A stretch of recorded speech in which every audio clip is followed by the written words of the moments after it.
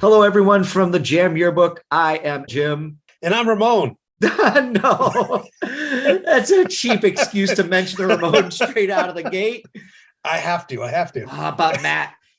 This week it's 1974, and according to my social media, we have been marked safe from both the Ramones and The Cure. And everyone listening, if you're listening for the first time, you'll see that we're here to take you on a trip to a different year of music each week and share our opinions on what we found. Matt, it was a whirlwind first 12 episodes of our show. We've tackled some big years already, and then we've made our peace in the previous cleanup episode. So we've cleaned the slate, and this week we're ready to go to version 1974. Are you ready for it? Yeah. Every version, my immediate reaction is always going to be, oh, this is going to be tough. But yeah, right. We're cramming for an oral report on a single year of music. That's going to be tough. We have hacked how to hang out, drink beers, and talk about music as middle-aged men. We just start a podcast. And I'm really thankful for that. It's been a great excuse for cracking open a couple of beers and talking to a good friend. And it's kind of been that really good outlet and learning how to put my thoughts into words, because it's trickier than it sounds. Try writing a journal and actually you have to explore why you're thinking a certain way. Yeah. And that's what I've done. I've realized that I've had, and I still do, I've got these hard opinions about music. And I've had them for years, but now I'm asking myself why. And hopefully it'll get me to lighten up on some of these opinions. I'm still going to get my needles in there and my poking stick because I think it's fun to get a reaction from you. Or, Yeah. Or make you go, Matt, why'd you have to say that? But overall, thanks for bringing us back to the 70s. No, that's great. I think still, I've said this in previous episodes. I think I was saying it in the first few. I'm still too polite with you. That will eventually change. We've gotten through, 10 episodes and a cleanup, well, 11 and a cleanup. So going forward from here, maybe I will be a little more judgmental of your shitty music taste. Yeah, that's good. I welcome it. All right. So 1974, I just thought I had these initial thoughts. It's full of music that I've enjoyed at different stages in my life. Not that I necessarily discovered then because I was only 2, but I don't have really a lot of attachments to these bands now or these people. John Denver, Cat Stevens, Gordon Lightfoot, these were all guys I dug into as soon as I started playing music because I had an acoustic guitar. I could buy songbooks and learn how to play acoustic songs. So straight away, this was the first thing I recognized when I looked at 1974. No Anne Murray in that list? Anne Murray was just a country music substitute for the Carpenters. Oh, hey, yeah. You know what? That's a good way to put it. So can we retroactively call this proto-indie AM radio core or something like that? But yeah, the 70s were full of those singer-songwriters, and I've had that same attachment to them. And probably because when we were younger, we'd see some of these people or hear, some of these songs on, places like the Muppet Show. Yep. So that would, when you're young, that's how you kind of get an attachment to it. Mm-hmm. If I had one critique of some of these performers, it's that the vocal performance, it's just very matter of fact. It's very clear and clean. Yeah. Yeah. There's not a lot of passion in the singing from like Gordon Lightfoot. Mm-hmm. I mean, they're not all like that and not all their songs, but very much it's just like blah, blah, blah. I woke up today. Yeah, it is. I ate an apple. Or something. But yeah, I don't have a whole lot of attachment to this stuff, lately. I think, Matt, there's one singer-songwriter who brought a song to 1974 that really kind of, touched me even this past week preparing for the show. We talked in other episodes and, my father passed away in January and I had not listened to the song Cats in the Cradle by Harry Chapin since that time, or maybe in many, many years. And as I was getting ready for 1974, I loaded up a playlist and I looked at this song and went, oh shit, I've got to do this right now. And yeah. I put it on, I hit play and it's still, he sings matter-of-factly and everything, but I think there's really something deeply connected in that song, the root of a father-son relationship. And it definitely had me welled up. I was sitting in the chair. It did what it was supposed to do. And the tears were flowing as I was listening to it. So yeah, it's a deep song. It is. I think there's a lot that's almost, if the right word is for some of these singer-songwriters, it was pragmatic. Yeah. songwriting that they were doing and singing. But I do think that there are some songs that, did carry over. And maybe from this year, I'll say that Cats in the Cradle is one that I will like for the rest of my life. And hey, we talked about covering Ugly Kid Joe in our 1991 Cats episode, in the Cradle. and they had Cats in the Cradle.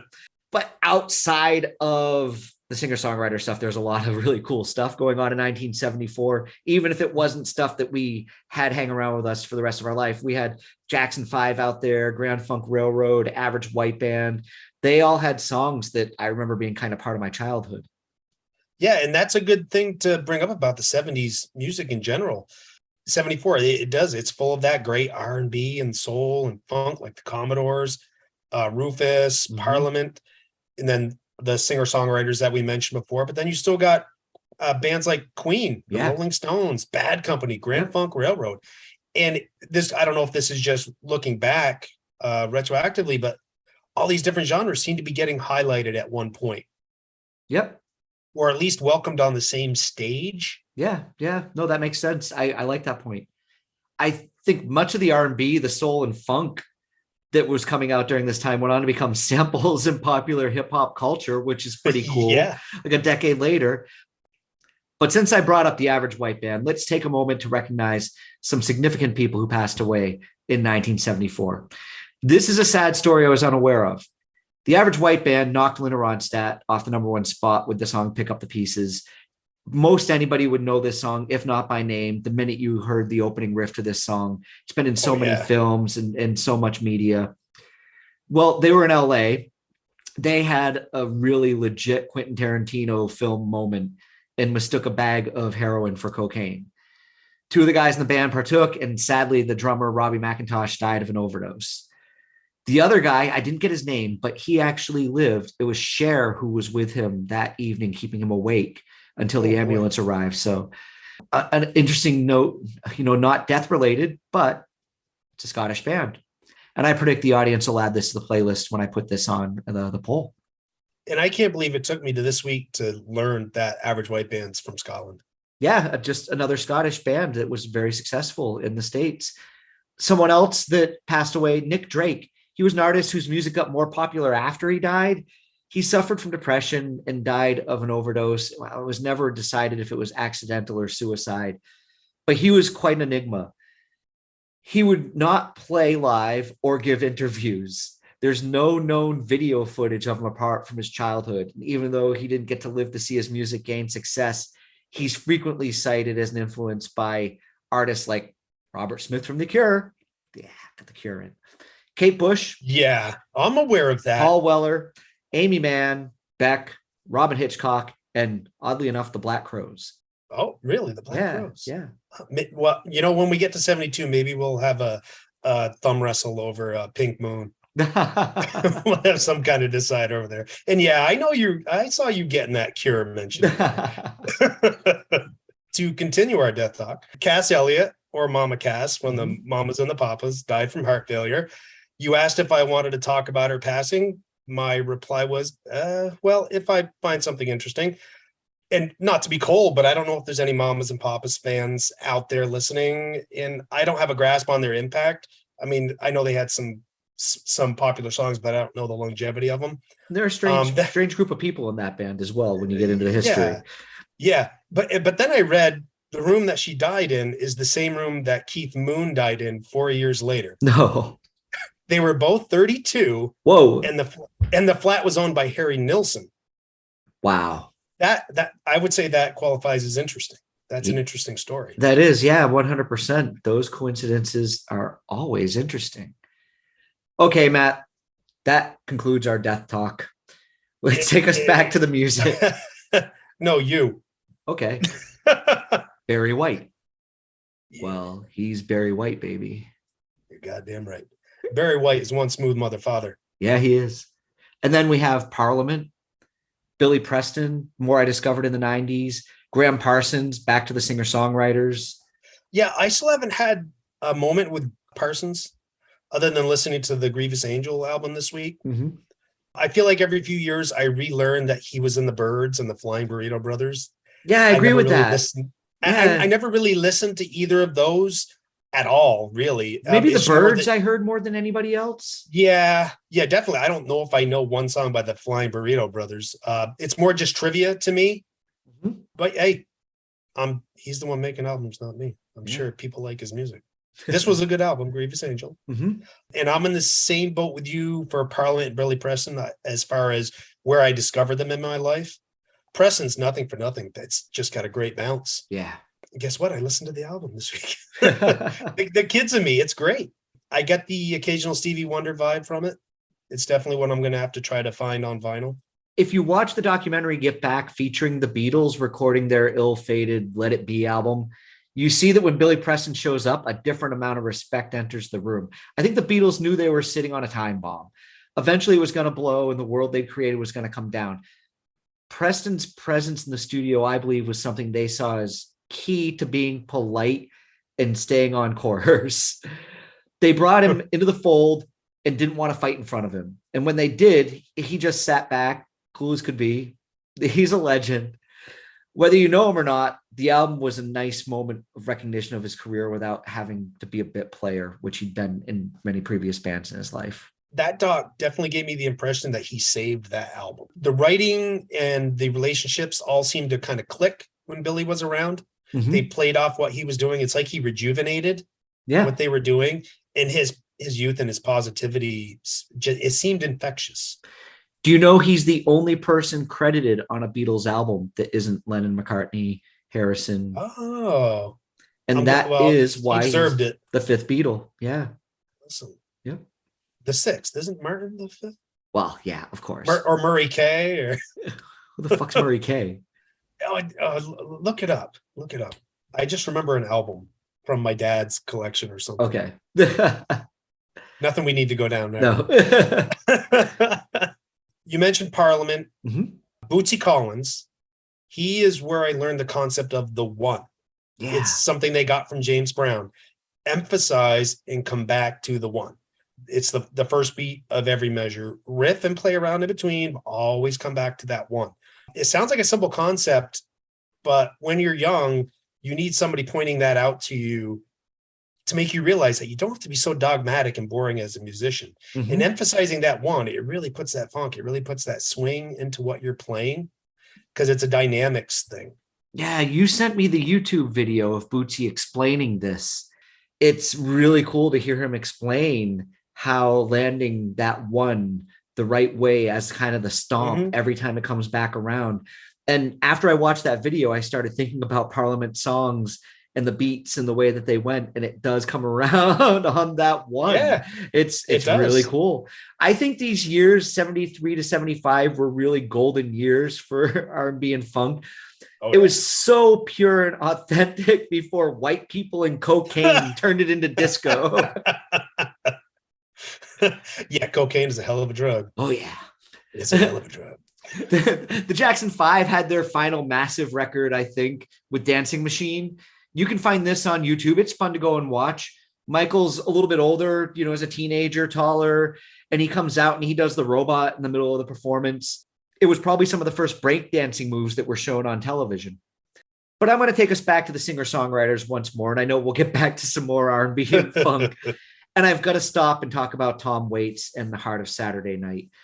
I've put this album on and listened to it from beginning to end as much as any album in my entire life.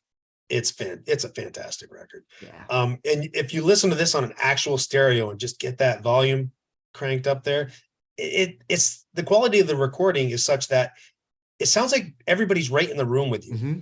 It just sounds so real and just unmessed with.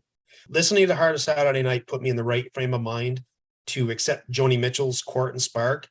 She's always been a challenge for me. I'm not sure where you've landed with her, but what made it a challenge is what makes that album so good. There's really a lot going on, but there's so much subtlety, and I never gave it the space before, and I only heard what was on the surface. Okay. So I was able to actually kind of deep listen and pick out different things that I could connect with. Her lyrical phrasing and the vocal melodies are very complex to me. They're kind of the opposite of most singer-songwriters. It's not very maybe the delivery is matter of fact. Mhm. Well, maybe not with her, because she does kind of like her voice kind of is a lilting voice a little bit, but it's pretty complex to my ears. Yeah, I am. You asked where I was. I'm still waiting to have my Joni Mitchell moment. You and I have talked about a right place and a right time, and for me, my time is yet to arrive. But I do have a lot of respect for her. There's so many great musicians that I've admired really love her. I think, to be honest, I haven't put the right time in yet, and it's something that I need to do. I've only ever heard really the popular songs that would be on the radio, and with artists, doing that deep dive makes all the difference. Yeah. So can we go back to the funk now and R&B? Yeah, let's go back to the funk. Stuff? All right. So Stevie Wonder fulfilling this first finale. I can't believe I said that right. Oh my God, this album is awesome. Yeah, it is. It's the album sandwiched between Innervisions and Songs in the Key of Life. Yep. I've never listened to this whole album before, and I don't know why. I love the music and the artwork on those 3 albums. It's all very similar. The world would just be a better place if people shut up and listen to those 3 albums. They're so awesome. I'm actually really glad we got this album in 1974. It was definitely bookend by 2 other amazing albums. It's really fantastic. I did listen to this album years ago, but I think my brain just kind of forgot about it. And I was just listening to Songs in the Key of Life and Innervisions. And when you brought it up this week, I went back and listened to it. And each track I had that, oh yeah moment that you have when it's something that you've heard. Now, I knew Boogie on Reggae Woman was on this because that's a Vermont jam band favorite. I've seen everyone from local yokels at Nectar's to Fish covering it. Yeah, it's fun. It's the kind of song that just makes you want to get up and dance. It's got that Fat Albert feel. Don't do that voice anymore. No. We can't do Bill Cosby anymore. We can't do Bill Cosby anymore. So I think that just about covers R&B and funk. I wanted to make sure we got that Stevie Wonder in there. So moving on to more rock, you had Blue Swede. Oh yeah, with Hooked on a Feeling, and I can't help but associate this song with Reservoir Dogs. Every time I hear it, I'm like, oh, that visual is right in my head. Yeah. And who doesn't want to sing Ooga Chaka? Ooga Chaka, Ooga. Well, here's the thing. That's our generation, but it's also featured in Guardians of the Galaxy. So that's right. That song is still moving forward in the spectrum of the musical world. Yeah, it's still hopefully there. It never goes away. Yeah, Hooked on a Feeling is a great song. Okay, Matt, I've got to point out the fact that we have an Aerosmith album in 1974, and it's actually good. Stop the presses. It's actually good. We shit on them a lot in later years, but the Same Old Song and Dance and Train Kept a Rolling are classic era songs from them. Here's the thing. I thought I knew what was going on with Aerosmith in this album. And I wrote the script before I went and did my homework. And I wrote in the script that Train Kept a Rolling off the album is live and that it's amazing. And that Joe Perry's licks are incredible and tear up the whole song. And here's something people need to know.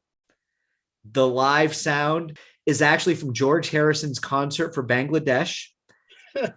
And it's 2 studio session players playing the lead guitar and not Joe Perry on that song. So we're not completely away from Aero shit. No, they had a producer. Shenanigans. They had a producer that probably heard their arrangement and saw the potential in it and made a hit record out of it. Or you can't discount the fact that cocaine is a hell of a drug. Yeah. Or this is what you did in 1974 or 1970s exactly. when you were ripping off 1950s blues rock songs. Yeah. But you're right. These are peak Aerosmith years. Mm-hmm. So if anyone's wondering what our problem was with Aerosmith, just go back and listen to some of the other versions. But this is where they're putting out really quality music. Yeah, it's a good album. Yep.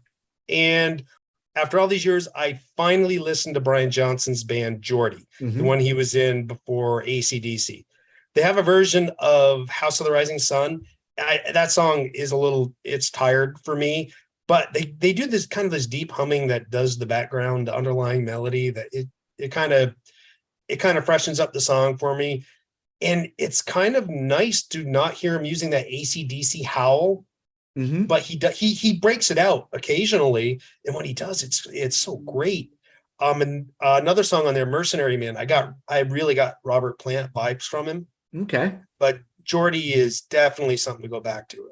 I really enjoyed that one. Remember when I told you Sam Fender was a Geordie Oh in the yeah. 2021 episode? Well, here you go. I never knew there was a band with the name, but Brian Johnson in this band makes perfect sense. They're Newcastle lads. It's like if we started a band where we grew up in Northern Vermont and called ourselves the Woodchucks. You're a Geordie if you're from Newcastle. So, something else that happened in 1974, and even though neither of us are dead guys, we know there's some listeners out there who enjoy them and put a track on our playlist. I thought I'd show some respect and call out the Grateful Dead from the Mars Hotel. I listened to a little bit of it this week, and it was what I expected. No epiphanies for me, but I've known Scarlet Begonias and Ship of Fools my entire life. I know that Loose Lucy is a fan favorite. Hey guys, I tried. I'll keep trying. there are worse music avenues to go down than the Grateful Dead. Hey, this isn't the year to bring up Coldplay. But yeah, I tried that album too because we share that challenge with the Dead. But I feel like trying to connect with people that listen. And US Blues is that's a pretty good song. It's got a really good, catchy chorus, but that piano, it reminds me of Fats Waller, and it just kind of feels out of place. Like it's part in a bar, but part in a 20s speakeasy. There's just that dichotomy there, and it just kind of leaves me uneasy because I want one thing, but they're giving me another. And then I found this quote from Jerry Garcia, and it pretty much sums it up. We're like licorice. Not everybody likes licorice, but the people who like licorice really like licorice. That's a great quote. And it speaks the truth. And you mentioned Scarlet Begonias. There's a hell of a funk song hiding in there. Okay. I never thought of it like that. I'll have to go back and listen to it. Yeah. Me either, but just I was listening to it and I'm like, oh, there's a really interesting bass line you could do within that song. Yeah. But I was drunk when I was listening to it. So. Third member kicking in. Third member influencing the show. A few more quick mentions from 1974 country music. You talked to me a little bit about Merle Haggard. I found, Charlie Rich, I think is the guy's name. There seemed to be some creepy come back to my place for a drink and we can talk and then take your clothes off songs on these albums. But I think we both have to agree that Jolene by Dolly Parton is a top 10, maybe top 5 country song of all time. Oh yeah. Yeah. Definitely. Why Dolly had to write a song because someone was going to steal her man is beyond me. Because that'd be one foolish dude. Yep. And also for country, Waylon Jennings too. Oh yeah. Really the 70s are really they're prime years for me in country music. Oh, big time. Me too. I don't connect so much, from the 80s on. No. Until Garth Brooks. But here we have sitting there. I mean, to me, Jolene would be just as important to talk about as The Gambler, but we're still in the 70s, or Folsom Prison Blues, or, this is in that class of country music when it comes to these classics and standards. And it's why Dolly Parton is still considered today to be the persona of everything that's great in country music. Yeah. So not country music, completely different is David Bowie's Diamond Dogs came out in 1974. This was his step out of the Ziggy Stardust persona as he was doing his transition to the Thin White Duke. It's not one of my favorites of his, but the title track and Rebel Rebel are 2 solid classic rock tunes. I've played Rebel Rebel in a few cover bands. Oh yeah. Yeah. That's definitely one of those songs I can't connect with anymore. No. Just too much. I've heard it too much. So my last mention is going to be Rush, their debut album. We've both discussed our challenges with Rush, but this is more interesting to me after seeing the documentary that came out a few years back about their career. Neil Peart is not playing drums on this album. It's another drummer that they had originally who wound up becoming ill and was unable to perform.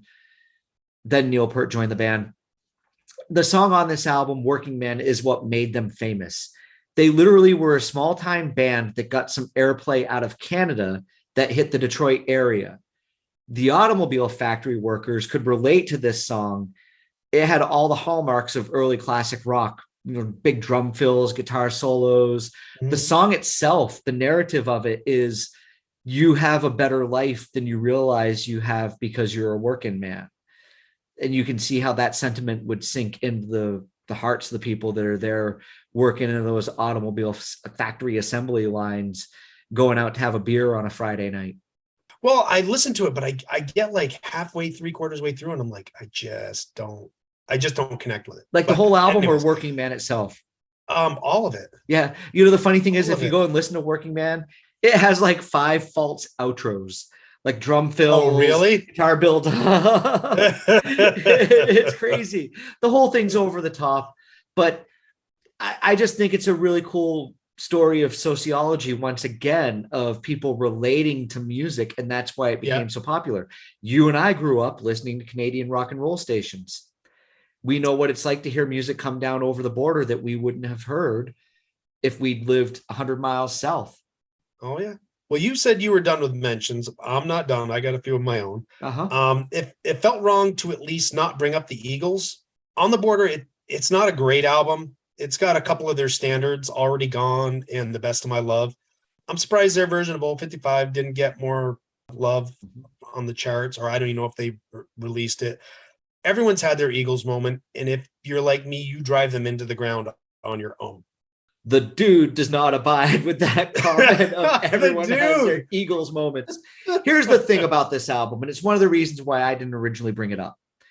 If they hadn't had Hotel California and they stopped at this album, the Eagles wouldn't have been one of the biggest selling bands in the entire world. This album does not light the world on fire. It's okay. No, But I think most of this album is filler, and the hit songs on it are filler for the greatest hits albums. They're good. Yeah. Already Gone. I learned to play that on the guitar back in the day. It's an Eagles tune. You do. As you do. But yeah, I'm sorry. I just had to come to the defense of the dude because no, but it's one of those things because I'm sure, like you said, people wonder, oh, why didn't you talk about Rush? Well, there might be some people out there saying, well, why didn't you mention the Eagles? yeah, that's Just to try to let people know we don't forget about these, but we're trying to talk. And hey, man, we're not agreeing on it. You don't like that Rush album, and I'm not big on this Eagles album. That's just the way it is. I'm not big on it either. But I mean, maybe in the right frame of mind, the right moment, I could reconnect with it. And that's how I am with the Rush album. It's just for some reason it caught me at the right time. And after all these episodes where we've been like scratching our heads going, we still don't get Rush.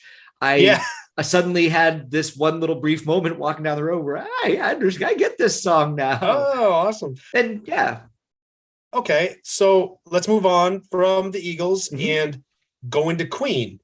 And it feels really wrong to only mention Queen in a passing fashion like I did, a few minutes ago. They put out 2 albums of great material in 1974. Yeah, 2 albums. And they're a band, their reputation just continues to grow. They're held up in the highest regards as far as, rock bands go. I wish I had a grasp on how they were perceived back then, because looking back, they're legendary. But when they put out their second or their third album, how are they viewed? But Queen, they're always original. They're always giving you something unexpected. Stone Cold Crazy and Killer Queen, they're 2 of the best songs that they've ever had. No, we can't skip Queen. No, we can't skip Queen. No, that has to be mentioned. Well, something else is very important over here other than Queen. It's music. It happens every year. Matt, do you know what it is as an American? I'm learning about Eurovision. Yes. It's like that specter that I hear about every so often, but I never really dive into it because the music sucks. Well, I never really dove into the music until recently, and overall, I'll say it's not the best. It's definitely not the best, but Eurovision has given us ABBA. Yes. They won in 74 with Waterloo. Yep. I'd like to think they would have been successful without it, but it was obviously a great springboard. And also Olivia Newton-John performed on Eurovision in 74 with the song Long Live Love. Yeah, Matt, Eurovision's the real deal. It gets major news coverage over here. And to be honest, no matter how much the music sucks sometimes, It's the coming together of all the countries and cultures that make it really special. But it does come up quite often on the news in these programs. Waterloo, ABBA. And you know how once one program makes it really big with something, this launched ABBA's career. And every single year, there is always a comment in the show about who is going to be this year's ABBA. And they're every single year, they're looking for this next band to come out. Yep. And at this Been point, waiting 50 years. Yeah, Waterloo's still the biggest song to come from it, I think, every year. But, you know, there are other people that come into it. Celine Dion won it in 1988 for Switzerland. So, okay, how does that work? She's Canadian. Yeah, I'm just learning this. Is it more about the songwriters and then they find a performer that will give them the attention?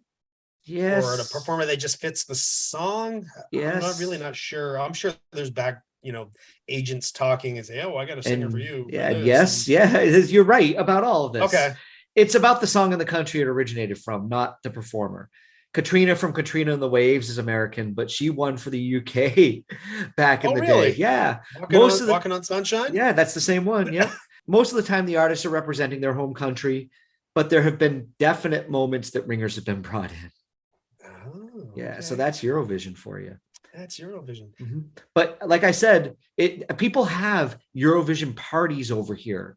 It's common for groups of like a Super Bowl party. Do they cosplay? They do a little bit, or the drinking games are part of it. It's just people just look for an excuse for that, though. Yeah, but it's a big Saturday night. People gather around the television. Some people cosplay, some people have drinking games. It's a big event. Hey, I'm all up for a party. Yeah. You know what? You talk about not that. liking award shows. This is interesting because it's a competition. It's not an award show. So you're not watching maybe there's all those backroom deals of who's going to come out and sing and the ringers come in. But at the same time, it's live. There's audience voting and judge voting. So does this just take place over one day or one night? One night. Every country has their competition. To be they have their own qualifiers. It is sport of music where the UK will have qualifiers coming together, and now that's not national TV here. It kind of gets there in different ways. But then once that song is chosen, they go to face the other country. And that's where Eurovision. And they have like alternating hosts. No, I don't assume. Or... Oh yeah, the winning country gets to host the next year. Oh, okay. Yeah. So this year, actually, Ukraine won. Oh, yeah. So Ukraine won this year. The UK came in second because of the war in the Ukraine. They're in talks right now to have Eurovision in the UK because of second place and it being a safer place to have it. Thanks, Putin. No kidding.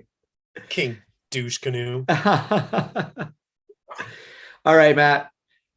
I think it's time we move on to our 5. I think we got here a little quickly this week, but it feels like it. Yeah, there's a lot in 1974. I still feel good that we talked about. So if this episode's a little shorter and you haven't fallen asleep by now, we hope you hung around for our 5 songs. All right. Well, you chose 74. That means I go first. Okay, my 5. Did I mention Train Kept a Rolling by Aerosmith earlier already? Hey, what's this shit? What is this? It's an honorable mention from earlier in the show. Okay. It's one of my favorite Aerosmith songs. I'm just going to say quickly, it's one of the best 2-step bar band dancing songs you'll ever find from the 70s. It's great for that. Okay. And a little bit of air guitar in the middle. So, but I'm going to start with Barry White. The First, the Last, My Everything. Yeah. Here is a funny Glasgow karaoke story coming for you. Matt, do you think I sound like Barry White? No, not at all. So one night when I was in Glasgow, when I just moved here, 2012, I was singing different songs. Nobody else was up singing. And I came across Barry White's The First, the Last, My Everything. And I thought, fuck it, I'm going to sing it. I don't give a shit. Nobody was paying attention. And I'd never sang the song in my entire life. And so I sang the song karaoke style and, went on to something else. And other people finally got up and people started singing and the night went on. And as the end of the night rolled around, one of the barmaids came around to me and was like, can you sing that Barry White song again? That was great. I was like, really? Out of everything in my entire life that I've performed and sang, this may be one of the very few times somebody's come back and been like, can you do that again? And it was a Barry White song. So, ladies and gentlemen, yeah, I do not sound like Barry White. I guess I do sing maybe with a baritone voice, but I'm not a bass. That's it all. So anyways, Barry White, it's a great song. It is. There's something about it. I love these 70s R&B tunes that have the big full string sections that are similar to limited orchestra. Yeah, similar to the 1950s, 1940s orchestras backing it up. The strings, it's awesome. And I couldn't have this playlist without Barry White from 1974. So that's my first song. What is your first song? I could have 3 different lists this time for 74. Yeah. I could have my singer-songwriter list. Mm-hmm. I could have my glam list. I could have my R&B and funk list. But since I can't do that, I'll just whip out the old honorable mention of Aerosmith and Same Old Song and Dance. Wait a minute. You just gave me shit for bringing that. Yeah, but those were the 2 songs that we brought from that album to the show. They were. They're not good. They're not going on the playlist, but they're really good songs. I think before we did this show, we had these blinders on where we're not going to see Aerosmith. We're not going to see Aerosmith. We're not going to see Aerosmith. Oh yeah. And then after I'd kind of looked through the whole year, I realized, wait a minute, this is here, and I had to recognize it. So yeah, and it will happen in some more years in the 1970s. Oh yeah, definitely. Yeah. Good honorable mention. Let's get your first song. All right, my first one. We're gonna go with Kiss, Going Blind. Let's everybody all at once. Let's get this big collective Gene Simmons's creepy groan out of our systems. Let's get it out of the way. But 74, it was the debut of Kiss. They put out 2 albums, their first 2, Kiss and Hotter Than Hell. And Hotter Than Hell is where Going Blind comes from. I did think about having one from each, but I got to choose. I think I would have regrets regardless of which one I went with for this list. I don't think Gene Simmons gets enough credit for his bass playing. And he was definitely one of the influences in me picking one up. And don't think 2022 Gene Simmons. Put yourself in the shoes of a kid in the 70s. This song's got a great bass line. And if you can get past the cringy at times lyrics, yeah, I know. It's a really fun song to sing. And I'll always go to my grave thinking Ace Frehley is one of the coolest guitarists ever. He's got his tropes like every guitarist falls into, but whatever he does, it's always cool to me. Yeah, I agree with you. I think that Gene Simmons is, there are what I call kind of like working man bass players, and that's what he is. And the flashy show off bass players don't respect the working man bass players. The guys who Gene doesn't just stick on the root note. No, he doesn't. No, but he holds very cool, still kind of simple grooves. But the melodic quality of his grooves are original to the rock songs that they're playing. Yeah. And the song is shaped oftentimes like this, Going Blind, around the bass groove that Gene Simmons is laying down first. So the rhythm section of Kiss is altogether where a lot of their music starts. Even Strutter, which I thought was the song you'd bring, but that's the popular song. So maybe the audience would pick that. I think the audience might pick Strutter, but that, the bass line to that has that same kind of like the emphasis on the notes are just really solid in there. And yeah, as a bass player, we talked about Nirvana in the 1991 episode, and a lot of people knock Chris Novoselic for not being a great bass player.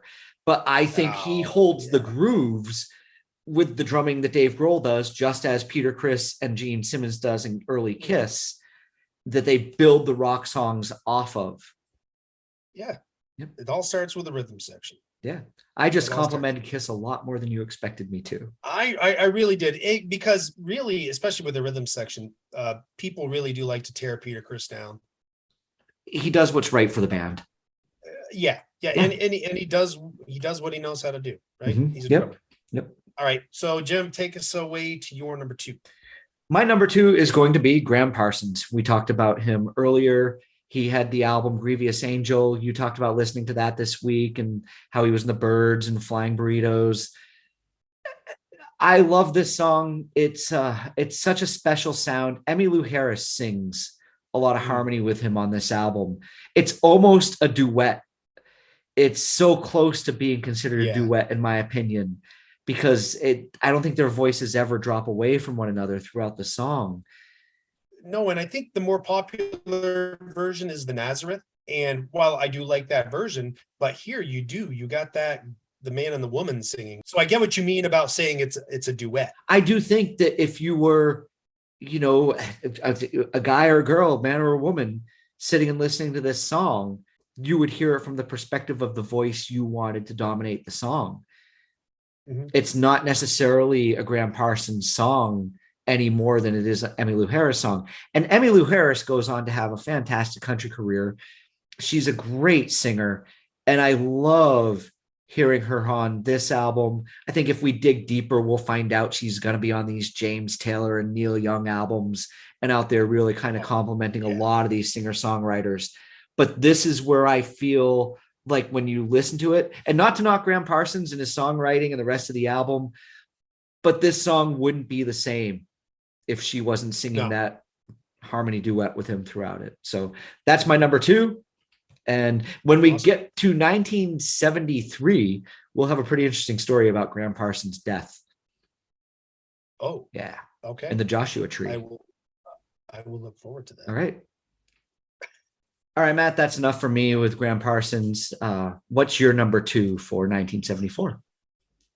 My number 2, during the cleanup, I made sure everyone knew how awesome I thought Joan Jett was. Mm-hmm. So if I say that about Joan Jett, I have to repeat myself about Suzi Quatro. I'm bringing Suzi Quatro as the wild one. The only difference is Suzi plays bass. Mm-hmm. If I didn't add her here, I don't know if she would have gotten the votes in a poll. Not that it's a high honor, but she deserves to be there, and I want to hear her there. It's one of those songs that I think people would know if they'd heard it. And you talk about whether people would go and listen to it or not, from seeing it in the poll. Because the minute I went and listened to this, not recognizing it by sight, I was like, oh, I know this song well. Yeah. And it's great. Mm-hmm. But she's awesome. She's a trailblazer. And that's exactly my point with the poll. I want to hear Suzi Quatro on there. Mm-hmm. So I could have gone Queen, but I think Queen would be a shoe-in on a poll if you were, to put Queen and Suzi Quatro side by side. Yep. As far as votes, and I this is a great song by Suzi Quatro, the wild one. Well, this is a point that we should tell the audience if they've made it this far into the episode. We put songs on the poll that we want to be on the playlist. So we're not picking the most popular songs on this show, kind of on purpose, because we get to deep dive and pick other stuff.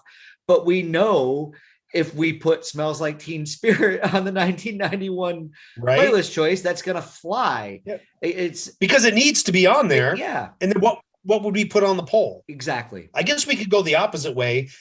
We could pick the hits and then put, B-sides or rarities on the poll. And then nobody would pay attention to to us. Yeah, but that could be kind of interesting to see what other people would think is a cool song off the album other than a hit. Well, my whole point of bringing this up is to encourage the audience to add their own songs. Yes, we are putting songs up there that we know will get chosen. And so we're not manipulating any of the vote. However, we are making sure that Aerosmith does not wind up on that list. That's not true. We'll break that eventually. I think we got a couple honorable mentions here. It will happen. All right, Jim. Let's get back to the list. Your number 3. My number 3, I'm going to pick a band we already talked about. That is Parliament.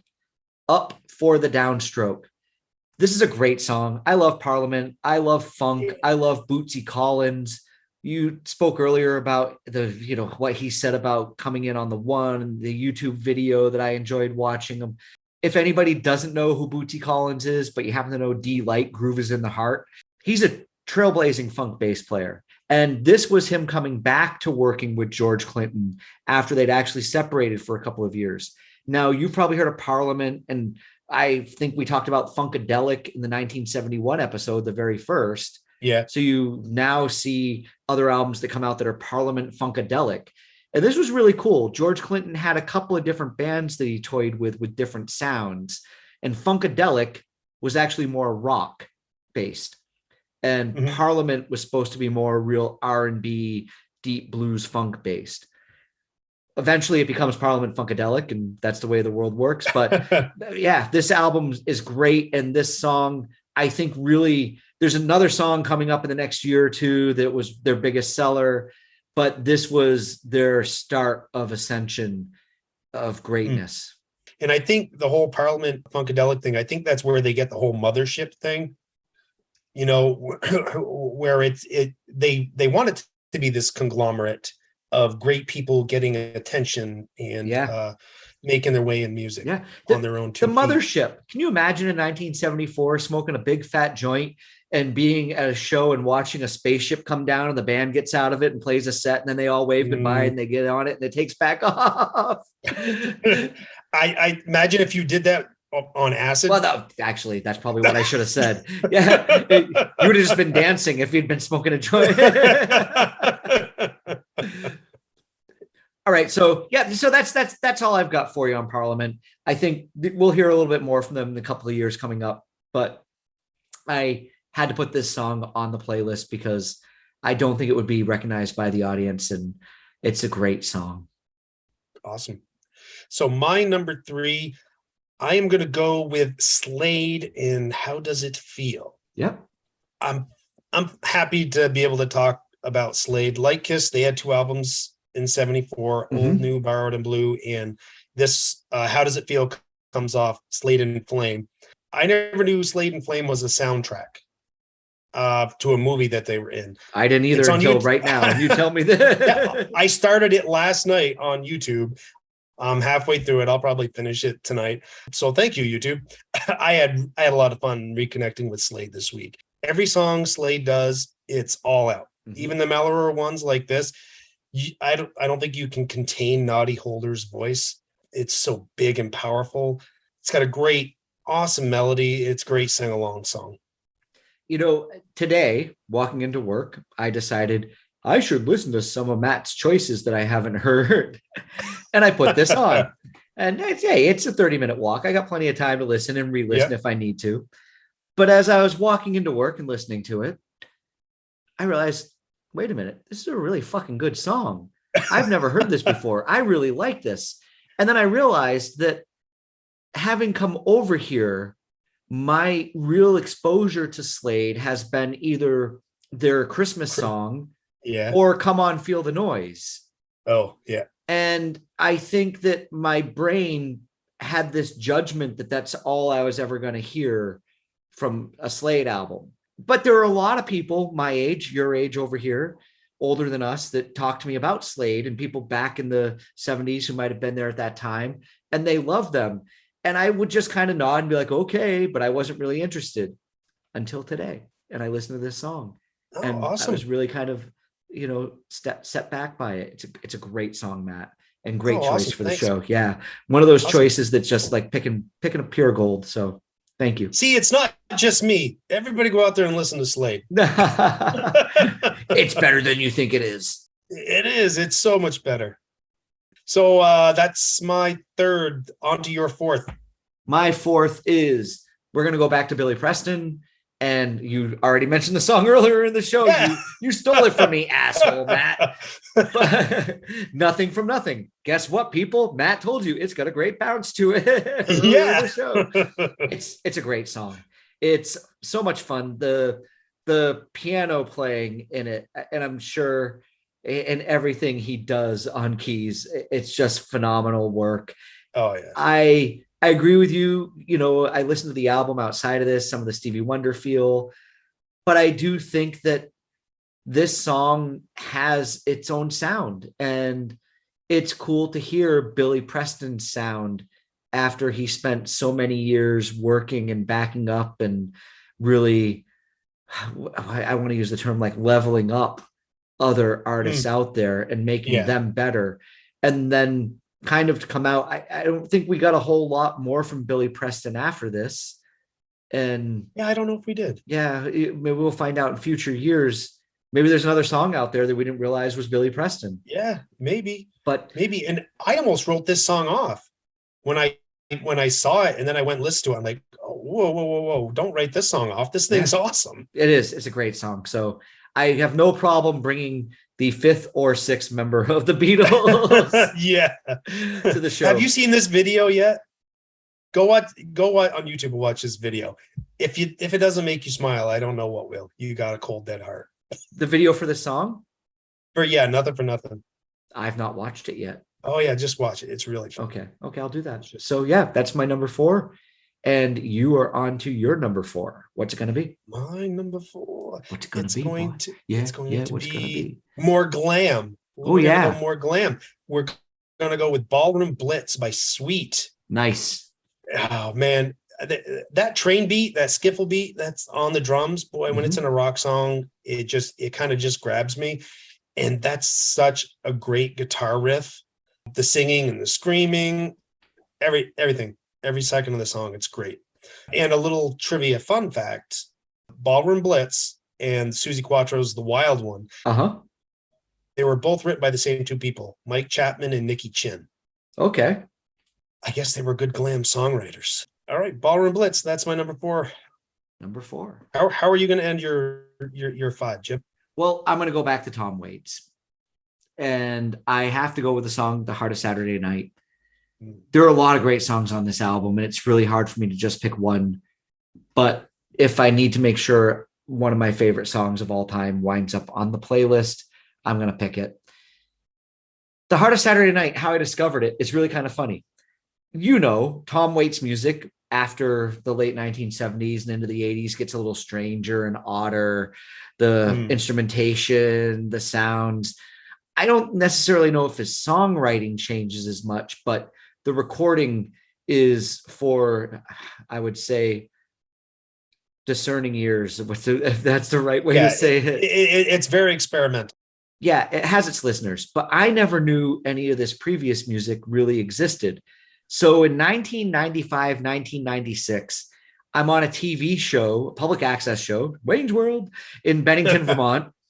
And this guy's playing before my band goes on. This guy, Steve Flynn, great musician, and he plays this song. I had never heard this song before, or really not really recognized it. And I thought it was an original at first. And I was sitting there watching him on the monitor go, oh, my goodness, what is this? This is incredible. And as the night progressed through conversation with people, I found out that it was Tom Waits. And I thought, well, this is impossible. I've heard Tom Waits and he does not write music like this. And I went and found the album, and it's such a great song about you finished your work week. You know, you think about Tom Waits, his age at that time, you're in your early 20s and you're going out to find out what's happening on a Saturday night. You go home, you shave, you put on your good clothes, you get in your car, you go down the street, and you try to find out what's going on a Saturday night in the town that you live in. You know, having grown up in a small town and lived in, you know, really kind of small towns or smaller cities in my entire life, it's something I can definitely understand why it's a real human moment wrapped up in a song. And Tom Waits does a great job with that here. Good choice. That's a really good song. This is an album that I'm a new listener to this album, you know, within the last probably like 5 years. But I definitely got a big respect for this album. And that's a beautiful song. Yeah. Great.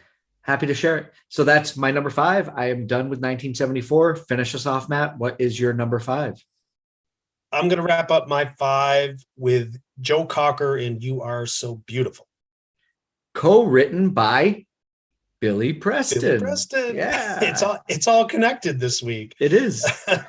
His original, that keyboard solo, I feel like somebody's playing a video game in the middle of the song. It's got this really 8-bit sound.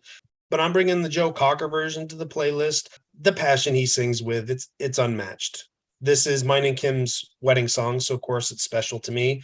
Everyone has to know the song, and if you're tired of it, I don't care. It's special to me, so it's on the list. Yeah, it's the same verse over and over, but man, I swear he's crying by the end of it when he's singing it. Oh yeah, he definitely has that. Oh my God, the man was born to perform. Yeah, that's really nice that Kim thought you were so beautiful. It was more me. I'm still waiting for her to choose a song for me. Okay, there you go. That's a great wedding song. That's a great first dance song. And it's short. You don't have to be up there long. But it's nice to have that type of moment. And thank you for sharing that with us in the show. That's cool. Yeah. Hey, we finally have a song on the show that Matt chose that Kim doesn't think is weird. Probably a lot of people have that same feeling, but well, there we go. That's 1974 all wrapped up nice in a bow. That wasn't that much work, actually. No, it wasn't. It was a good year, kind of. I think there was just enough for us to dive into without having to go too deep. Yeah, and there's always going to be stuff we miss, and we're learning not to stress about it. No, if somebody's shaking their fist at us, tough shit. There's only so much we can do to get a show to you every single week. Exactly. Yeah, somebody else take the turn of old man yelling at clouds. Yeah, there we go. I don't feel like doing that this week. So then I chose 1974. We are now at a point where we are going to choose the show that will come the following week. So where are we going after 1974? Oh, we're going to go to 2016. Yeah, that's awesome. And not because I wanted it in the poll, that 91 one. I'm just going to take it now. Now that I've got my choice back. Screw you guys. I'm taking 2016. Yeah, exactly. I swear I almost got a spit take out of you. But it's more of a coincidental pick because the more you look at it, and I look at it all the years on the timeline, right? And I'm looking at, I want to keep kind of like a decent gap in between the years that we've selected. And really almost half of our lives is in the 2000s. So we definitely have to start hitting some of those years. I don't think we want to end up, the last dozen shows or so. Oh my God, we got to do 2020, 2018, 2022. No, So we've been back to the 70s. Let's get some Sonic Whiplash, and we're going to go to 2016. That sounds good to me. I'm definitely going to have to hit up my kids for some pointers on what was out, because I definitely was probably in a rut. Yeah, I'm going to have to figure out where I was in 2016 and what I was listening to. That'll be interesting to me. I think I was a retail manager in a store with Muzak playing all day long. So my God. I don't think I had much control over some of the music that I was listening to. Well, it's kind of like karaoke. Yeah, it's bad karaoke. Like there's like really bad karaoke. Yeah. I was doing a lot of traveling in 2016. So sometimes that is a time when you're, really digging in and trying to find stuff to listen to. So hopefully that's what I'll find. Yep. And before we leave, we need to make sure that we thank everybody for tuning in and participating on the Facebook page. Yep. If you haven't yet, find us on Facebook. We're pretty easy to find under the Jam Yearbook. Go in there and participate in our polls. Feel free to add a song to the poll. Yeah. Ask us a question. We won't be dicks when we answer it.